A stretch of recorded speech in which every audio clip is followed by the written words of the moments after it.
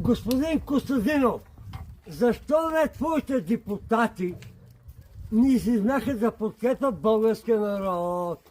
Нали ти си за българския лев, предател? Уважаеми българи, никой да не гласува за Костадин Костадинов. Ако беха те, Костадин Костадинов, искаше лева, неговите депутати ще да посрещат величие и меч.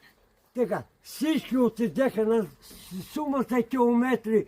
Ало, Костадин Костадинов, отиваш при Волин Сидеров.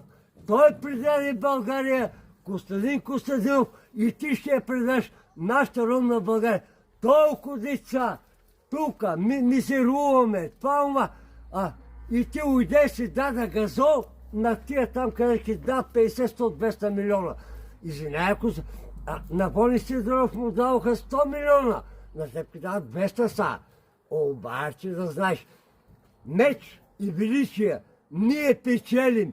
Тогава ще възсъдиме всички за предателството на България. Всичко продавахте. Злато, това. Рипаш, бе, Костадин Костадинов, за ниво, пък твоите депутати. Защо ни отдеха на там да рипнат така? Браво! Евро! Костадин Костадинов, твоите депутати правиха, беха при Урсула, на Урсула и правиха свирки. Така. Урсула Фандермак. Така, Костадин Костадинов, ти видиш, българския народ ще те изпърли тебе от политиката. Не може ти да си Волин Сидеров.